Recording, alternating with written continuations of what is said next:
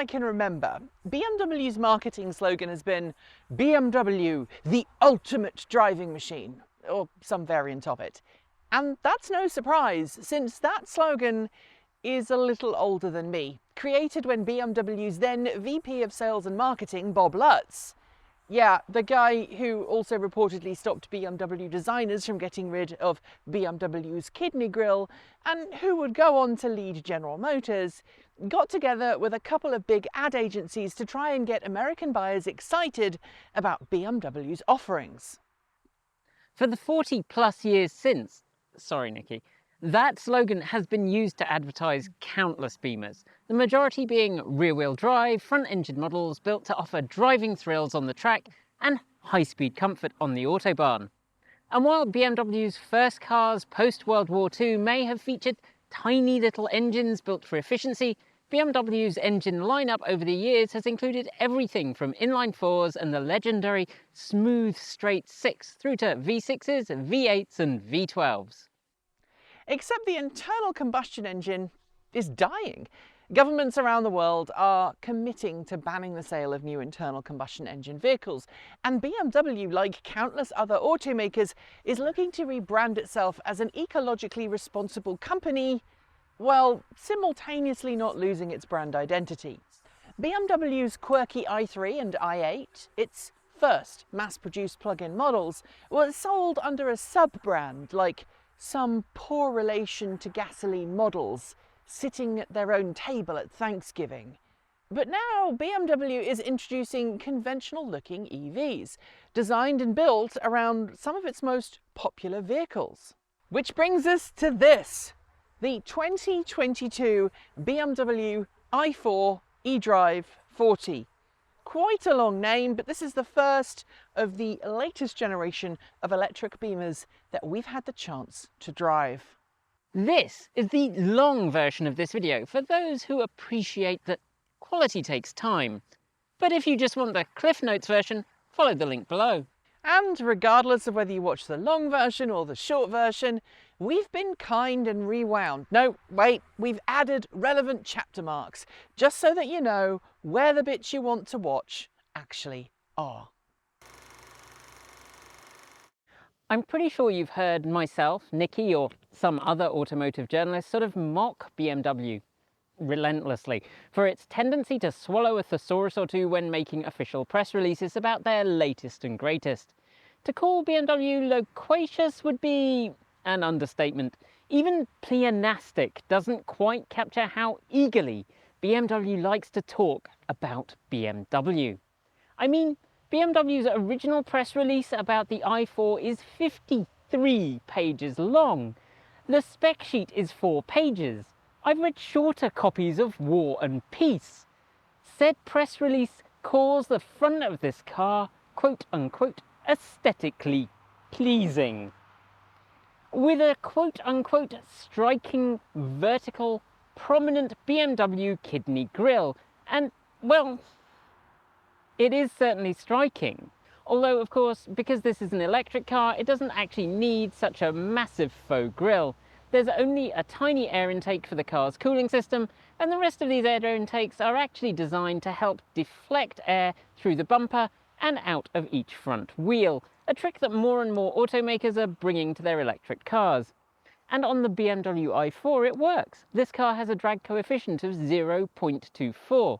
The grille, while completely pointless, also hides some of the advanced safety assistance sensors that the BMW i4 uses to help it see the world around it. And then, of course, at either side we have these narrow LED headlights, complete with blue accenting to let you know that this is an electric BMW. Under the bonnet, there's a whole lot of components and not a lot of space. There's no frunk, and BMW has even gone to great lengths to make the underbonnet area look pretty similar to its internal combustion engine kin.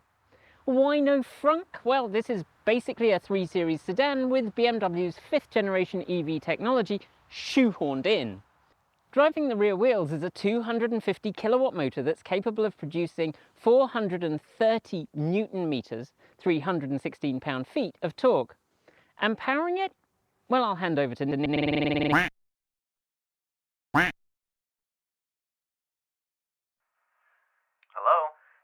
Michael, it's me. We have a problem. Okay, what's the problem? I may have deleted the footage from today. Some of it, the rest's fine. Which footage is missing? The side and the rear of the i4. I think we're going to have to refilm it. We can't refilm it. The lighting's gonna be different, weather's going to be different. It's okay. I have a plan. No one will know the difference. Okay.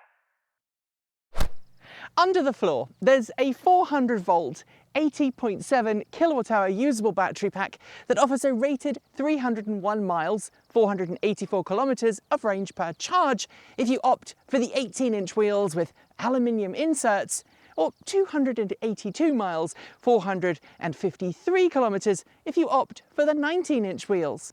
Like most electric vehicles on the market today, there's a more costly all-wheel drive variant, the BMW i4 M50, but that's set up as a performance demon, not a range king. I'm hoping that we get a chance to drive that one for reasons that will become obvious later in the review, but as usual, range is far less if you go for all-wheel drive. 270 miles or 434 kilometers for the standard wheel package, or a truly abysmal 227 miles, 365 kilometers if you go for the massive 22-inch shoes. But hey, we're not talking about the i4 M50. This is the i4 eDrive 40, a car that, despite being entry-level i4, will do the stoplight sprint in 5.7 seconds and go on to an electronically limited 118 miles per hour or 190 kilometers per hour. Side on, this vehicle is classic BMW 3 Series. I love the proportions, and frankly, I'm just loving the fact that this is a hatchback.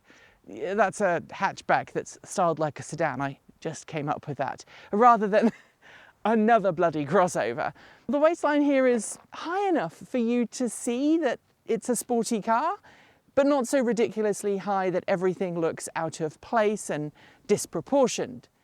And look, we have real door handles here. No sticky out ones, real door handles. You just grab it and pull and the door opens. At the rear, we do have a charge port door here. And there you'll find a really nicely designed cover for both parts of the CCS combo inlet. Unlike some of the truly horrendous charge port doors we've seen in recent years, it does feel like BMW has put some significant thought into how this will look and feel to customers who've just spent a huge hunk of change buying this instead of a petrol 3 Series, or indeed a Tesla Model 3. Although both Michael and Kate say that they are not a fan of the clips on the covers and feel that they look a little cheap, I think it's a lot better designed than the really flimsy rubber ones that we had on the Volvo XC90. But Kate also notes that the ports point upwards, which is bad if you live in the Pacific Northwest. In most markets around the world, this car now comes with an 11 kilowatt onboard AC charger. And as for the DC charging, well, it's capable on paper at least of a maximum charge rate of 205 kilowatts. BMW claims a 31-minute charge time to get you from 10% all the way up to 80%. Before I hand over to myself at the rear, let's look at suspension and these very obvious red brakes. There's a double joint spring strut axle at the front with hydraulically damped torque strut bearings, while the rear uses a 5-link setup with air suspension and automatic self-leveling. Sadly, there's no air suspension up front, a decision which, again, we're going to come to later on in the video to explain why we think it might have been an oversight. Stopping the car, of course, is a conventional braking system and regenerative braking. The car can regenerate at up to 116 kilowatts on accelerator liftoff, while there are 4-pot vented discs up front and 2-pot vented discs at the rear. As I hinted earlier, the i4 looks like a sedan from the side, but it is actually a hatchback. Although there is no rear wiper because apparently BMW thinks everyone lives in California where it's always sunny. Look, I know I'm moaning because rearview wipers are there for a reason, to be honest, the rear view visibility of this car is a bit naff. The load bay space is long and not very high, but BMW says you can store 470 litres or 16.6 cubic feet back here, and if you put the rear seats down, they do the usual split thing if you need extra seating in the rear, and you'll expand that to 1,290 litres, 45.5 cubic feet. I should note, however, that that measurement is using the German luggage measuring system, which doesn't allow you to fill the car kind of past the top of the seats, and it makes you have a gap all the way to the roof. So take from that what you will.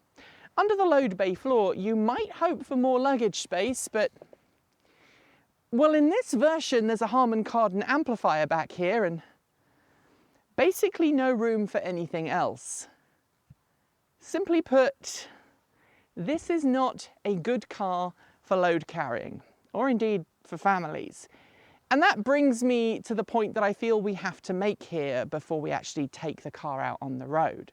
BMW says this is a 5-seat car, but it really isn't. It is, at best, a 2 plus a 2 and a bit. If you have anybody who is particularly large, they're not going to feel comfortable in the back, although members of the team have sat in the back with varying levels of success. Basically, we think if you are taller than about 5'10" in the back, and there's somebody in the front who's particularly long-legged, you're going to have an unpleasant long-distance experience. But then BMW never designed this to be a long-distance family car. That's why it's come up with the iX, which we're hoping to get our hands on pretty soon. But is this the i4? The ultimate driving machine? Let's find out. See, no one could tell the difference, Michael. I don't know why you were worrying. We have to start today's review though by talking about the fact that the i4 uses BMW's 5th generation technology. And I know a lot of people will watch this and go, BMW hasn't made that many electric cars, but the reality is BMW's been sort of tweaking electric vehicles now for a significant amount of time. So the Active E was based on a 1 Series sedan, and it was a really competent car. I was actually able to drive it in the UK, and I took it out for a short spin, and I really enjoyed it. It was a very, very well sorted electric vehicle. A lot of people preferred the Mini E to it, but I think it was really well built.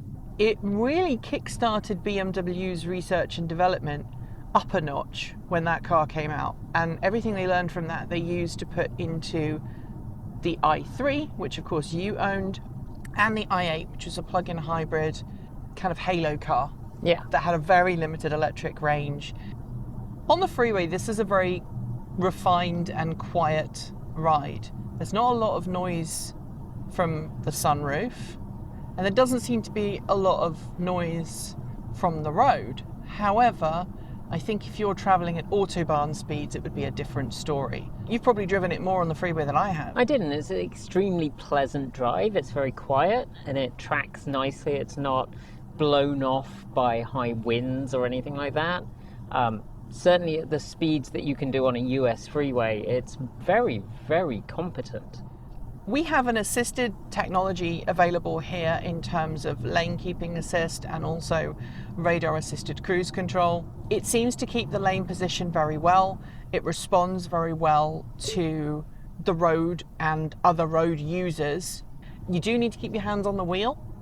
It will shout at you if you do not. It will shout at you if you do not, but you don't have to keep your hands on the wheel as much as some systems. It just needs to feel that you're touching the wheel. I think it also senses when you're not looking. Potentially, it does have that little sensor up there at the top of the display. And I noticed when I was driving back the first night I had it, and I was pretty tired, and I leant my head slightly against my arm, and it went, no, I don't like that, and started beeping at me despite the fact I had my hand on the steering wheel. Although right now I've got sunglasses on, which means it's more than happy to deal with sunglasses. Yes, it does seem to not complain. a couple of occasions I found that it emergency braked in cities when it thought that a car that was going to join the road that I was on wasn't going to stop. It was very hesitant to do anything that might involve a collision.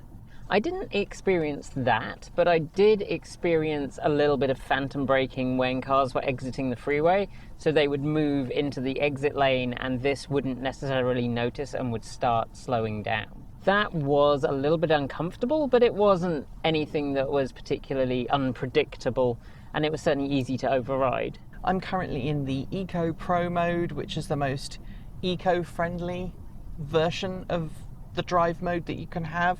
You said that you've been driving it mostly in comfort. Yes, I found that actually meets its description. It says it's a balanced setting, and I would say that is a very good description of how it feels in comfort mode. You get a good balance of power, you can certainly make progress when you want to, and you can have a more relaxed ride when you need to. I don't feel that sport mode is a mode that you would want to drive it most of the time. I feel like comfort or Eco Pro is going to be your default mode. I think this car exceeds its EPA range rating. This version of the i4 is rated at just over 300 miles per charge, and I think that would be achievable if you drove it sensibly. Yes, I think that definitely would be achievable. This morning when I unplugged it from the charger, it did say I had 297 miles of predicted range. And you've not been driving it steadily, have you, Kate? I have not entirely been driving it steadily. It is a car which kind of tempts you to press down your right foot. In fact, quite honestly, it begs and pleads with you to push down your right foot. It really does. Of course, this system is only a level 2 system, not a level 3 system. And I think that in the future, we will see BMW push level 3 out. But unlike a lot of car companies, BMW is not really trying super hard to push its autonomous driving technology out early. I think that's a good thing. Michael hates this car, and I thought he would really love it. It's a vehicle that he has wanted to drive for a long time, and he likes the internal combustion engine BMWs of days of old. But I don't think he's ever driven a BMW with this much assistive technology in, and it's pervasive. It just sits there. It defaults to being on. So if you go over the line in the road, the car will nudge you gently back. If it thinks you're gonna hit something, it will apply the brakes. Michael doesn't like that technology because he likes to be an all-in driver, as I think you and I do. We like to be in control of our car while we're driving. And for a company that has the tagline of the ultimate driving machine, I think there's an expectation that you will be driving the car yourself. The issue, though, is that because these technologies just are there, they can catch you unawares, and I think that's why Michael didn't like this car.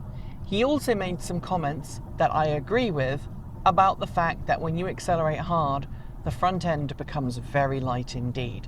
Did you experience that at any point? I did, and certainly when I was joining a freeway in the rain and I wanted to accelerate hard, you could really feel the traction control working to try and keep the car going where it was meant to be pointed. And you could feel the front end lifting. It wasn't ideal, let's put it that way. But when I was driving it on the twisties in sport mode, I didn't find I had anywhere near that kind of problem, which I think probably means that I was laying on the throttle more gently when I needed to, and I got more used to the way that this car manages that speed and that throttle feedback. Let's talk for a second about this weird suspension setup. This car has a air suspension system in the back, and yet it doesn't have air suspension up front, which feels ridiculous. Sure, if you're accelerating in a rear-wheel drive car, air suspension at the back does make sense because it can help push the suspension up in order to push the nose down, but I just don't feel that this car has managed to do that under heavy acceleration in sport mode. No, I think that is true, and I suspect that, like a lot of auto manufacturers, they're trying to make a cost decision, and in this case I feel like it has impacted the handling. There is one feature that I really, really love, and I'm going to talk about it because I bet most Americans watching this will have never encountered it before, and that is the limiter button. Now, if you are in Europe, limiter is something that is pretty much standard on most cars now. It allows you to tell the car, do not exceed this speed, and it saves you from getting speeding tickets. You whack the limiter on. Once your car gets to the predetermined top speed, it won't exceed that. I think it's a feature that every car should have, and I'm so glad it's made it into this vehicle. If you need to go faster than the speed limit that you've set, you just push the pedal all the way down, and then you have full access to all of the power, all of the torque, and all of the acceleration that you normally would have. But in a car like this, where it's so easy to exceed the speed limit without really being aware of it, it is a really handy thing to have. This is the car that I think is most impacted by tyre choice. So if you have the 18-inch shoes on, which we do on this car, you get over 300 miles per charge. If you have the 19 inches on, it drops quite significantly, but not so much as the difference between the i4 M50 with 19-inch wheels versus 22-inch wheels. The 19-inch wheels is like 270 miles, and then if you put the 22-inch wheels on, it goes down to 227. Yeah, that hurts. Very much hurty. So it started raining. Automatic wipers on the i4 is standard. Automatic high beams, automatic headlights. Really, you just have to steer it. And if you've got the assisted modes activated, you don't really have to do that either. You just have to keep your hands on the wheel and the car takes care of most of it for you. I've got to say, I really love the control layout here. I like the dashboard. You have had issues with this. You managed to crash it like twice. It was crashed when I got in it. So the first drive I had, I couldn't listen to music. I couldn't use the personal assistant. It would just blow little bubbles at me and then disappear again. And so it took me a while because I had this happen in the i3, and you have to reset the head unit. Oh my and goodness. It took me the whole of yesterday when I was driving. I was going, it just keeps telling me that nothing is available. And eventually I went and Googled it, and I went, oh yes, you reset the head unit. I did that, and it's worked really well, except that it did it again today. On the way when we were leaving my house to come and film. Yeah, it just suddenly crashed and displayed BMW, went dead for a few seconds, and then came back up and working. So that is not wholly impressive.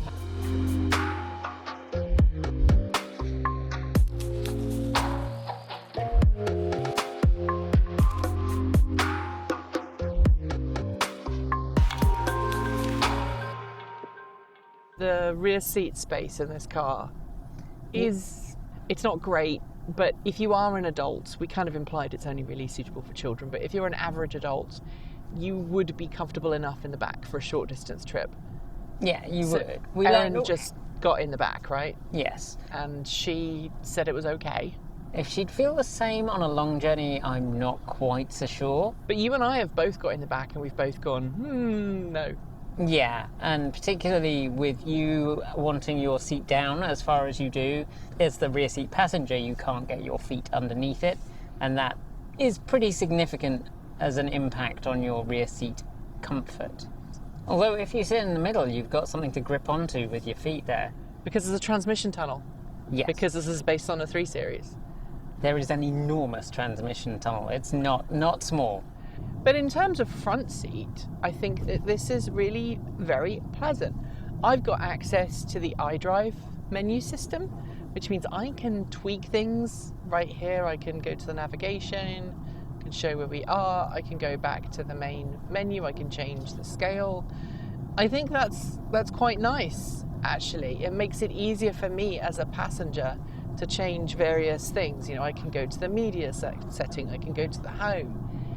And it can leave you the duty of driving the car. Yeah, and I find the iDrive system mainly pretty good.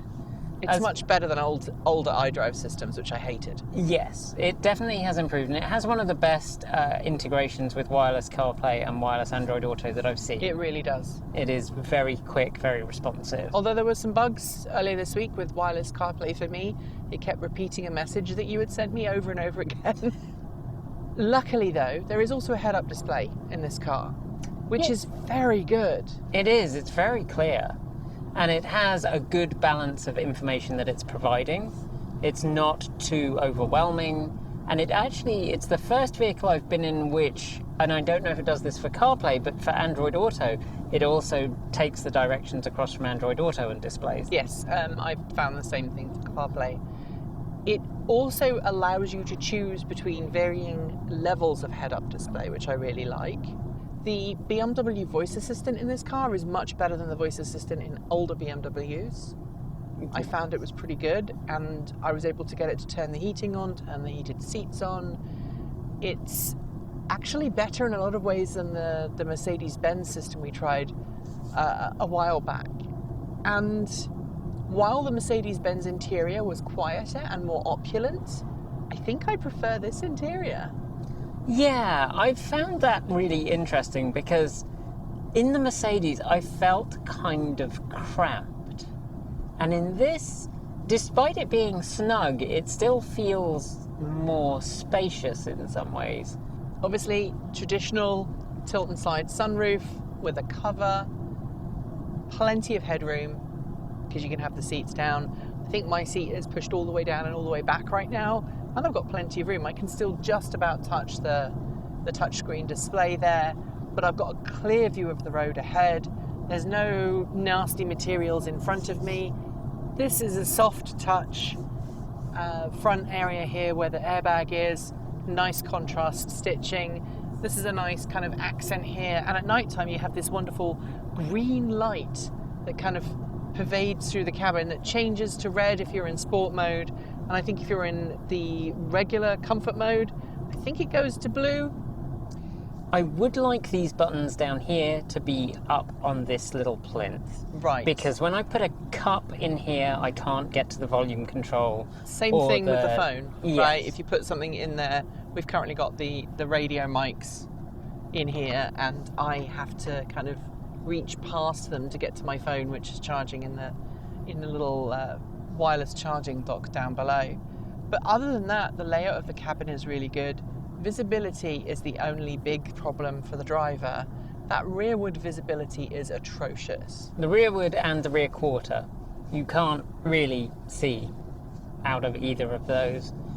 Luckily, there are plenty of sensors to let you know if someone's there, but I know that I rarely use this driving because all I see is the headrests of the rear seats. Yes, I have an excellent view of my rear seat passengers, if I have any. And no windscreen wiper, so in the Pacific Northwest, in England, in much of Europe, I just don't understand that not being there. And of course... yeah, no one can build cars anymore. Of course, Tesla has its charge port doors on the left-hand side right at the back. The EV6 and the Ioniq 5 have them right at the back on the right. And this is on the back, on the right, but it's kind of where the petrol fuel filler would be. So it's almost in line with the C-pillar.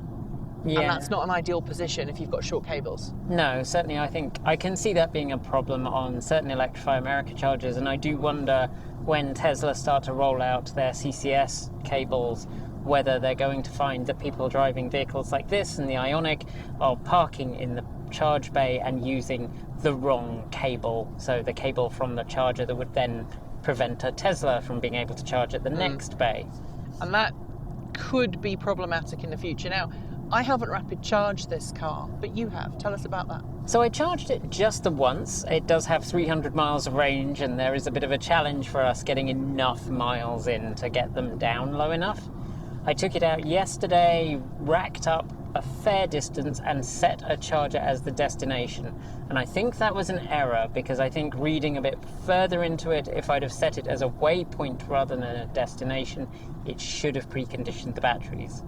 I do wonder if that was the problem, because it only really hit a peak of about 150 kilowatts, when it was charging, which is much lower than I was expecting. Yeah, and it says it's 200. It does say it's 200. It took about 35 minutes, I think, to get to 80% from the 3% that I pulled into the charger with. And yes, I really do drive them down that low before I try and charge them. So that was reasonable. Certainly not amazing, but very, very rapid. I mean, right now, the car says 20% state of charge, and we have 51 miles remaining. So it shows that this car definitely has the capability to do long distance travel.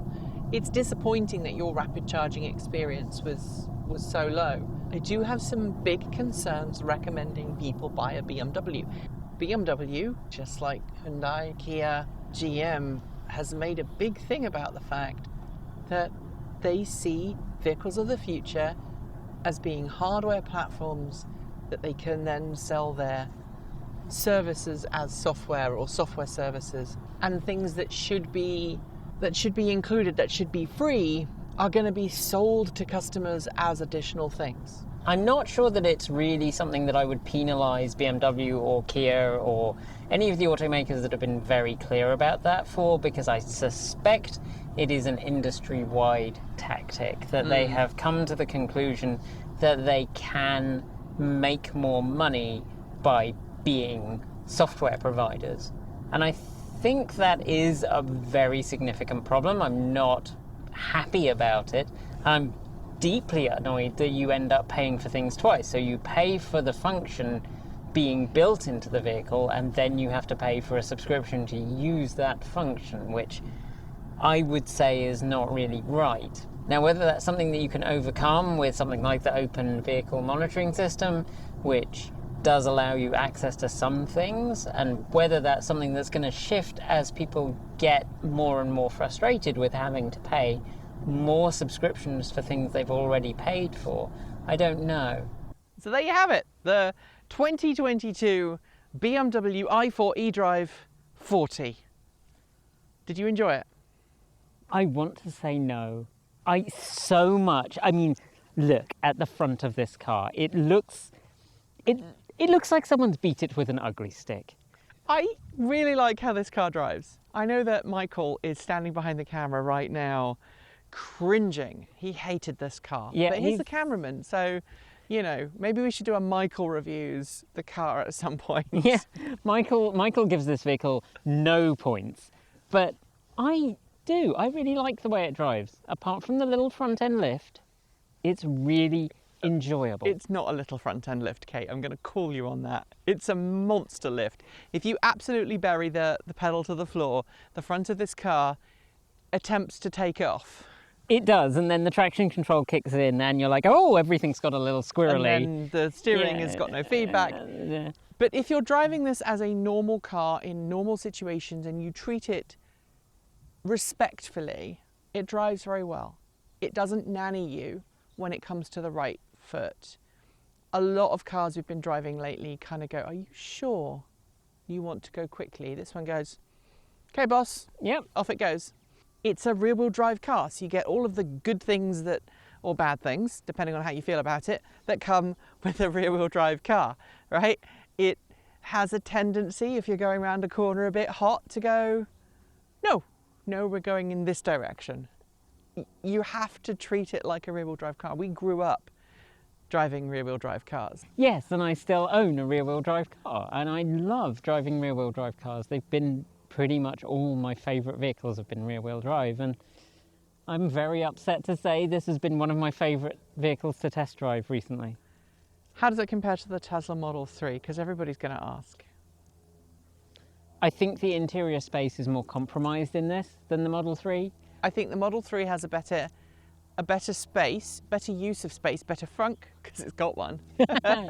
Better rear load space, because it has a lot of space. It's got underfloor storage as well.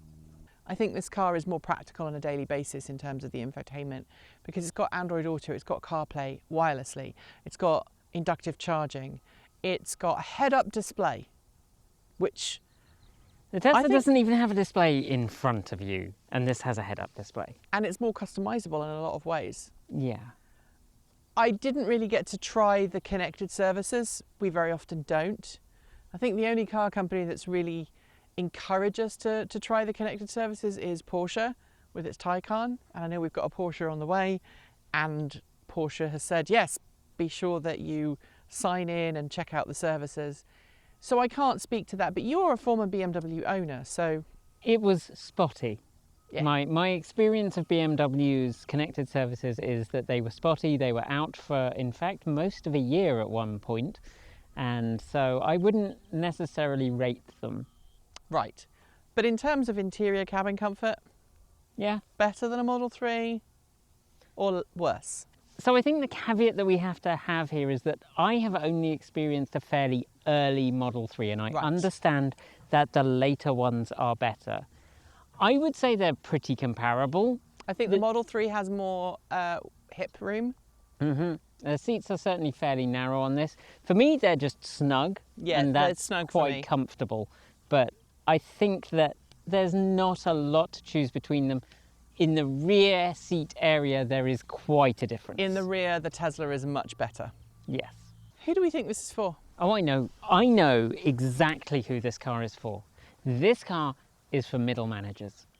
Oh, you mean like the men, the women and the non-binary people who used to do the road warriors in the 80s and 90s and would have been driving Sierra Gears and what else? Granadas. Granadas. Yeah, Yes. exactly. Yeah, this is for your middle manager who gets this probably as a company car or as some kind of bonus package, who needs to rack up enormous miles.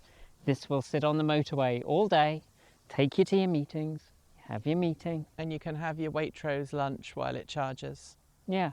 Yeah. And then head home to the family, the 2.4 kids and the pet. Yes, exactly. And this is not an offensive looking car. It'll just sit on a driveway and it doesn't scream, I'm an EV.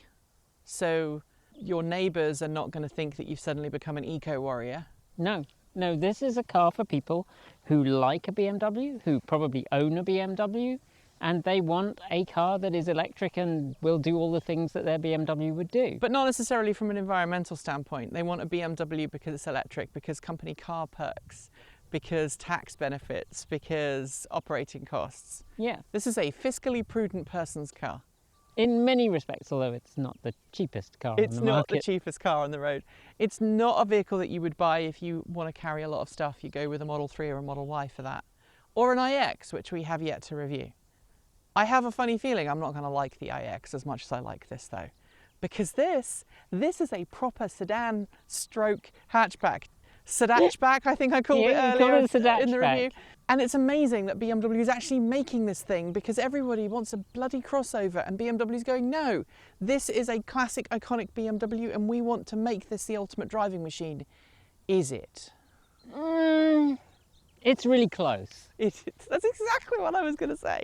It could be. I think if they put active air suspension at the front Yeah. and tweaked it a little bit, then it could be. This car needs to not buck when you put your foot down. It does. It does. And that's something that Tesla has absolutely nailed. Yes. In, the higher end cars like the S with the active air suspension. And I suspect that the all-wheel drive i4 M50 is not going to do that, but this one does. And for that reason, I think almost the ultimate. Yeah. Thanks to BMW for letting us have the i4 eDrive 40 for a week. And thank you, as always, at home for watching. That's it for today. If you liked the video, be sure to give it a thumbs up and don't forget to leave your thoughts below or in our free to join Discord chat room. There's a link in the video description. And if you want to let us know how awesome we are without leaving YouTube, why not try a super thanks? It's easy to pass on the love and it all goes to helping the channel grow. Don't forget we produce videos every single day on this network for you to enjoy, ranging from deep dives and features to tutorials, unboxings and reviews. And if you want the most comprehensive roundup in the world of EV news on a weekly basis, check out our 10 news show every Saturday. If you haven't already, make sure you've subscribed to this channel and our other channel, Transport Evolved Take 2, and give the bell a gentle ring to make sure you're told when our next video goes live. Thanks on behalf of the entire TE crew go out to the folks on our right for being our $15 to $49 a month supporters. Special thanks to our $50 a month supporters: Chris Maxwell, Bennett Elder, Brian Newton, Dave Kitchen, Michael Goad, Ricky Leon, Andrew Martin, Guido Drahota, Brophy Wolf, Tesla in the Gong, Gordon C, Stephen O'Donoghue, Carl Hodgson, Anthony Coates, Regine Fellows, Rory Litwin, Jim Burness, Chris Asentar and Denny Hyde. And our deepest gratitude to our $100 a month supporters: Marcel Ward, Reggie Watts, Joe Bresney, JP Fagerback, Anonymous Freak, Will Graylin, Matthew Drobnak, John Lyons, Christopher Lee Jones, Andrew Glenn, Paul Conway, Laura Reynolds, Ellery Hensley and Ian. If you would like to be part of that amazing list, you can join Patreon at the link below, hit the join button to support us on YouTube, or show us your support by going to Ko-fi, sending us a coffee, or by buying some cool swag like this from our swag store. And if you're unable to support us financially, just know that watching the video and sharing it with your friends, family and colleagues really makes a difference to the channel. Thanks for joining us, and as always, keep evolving.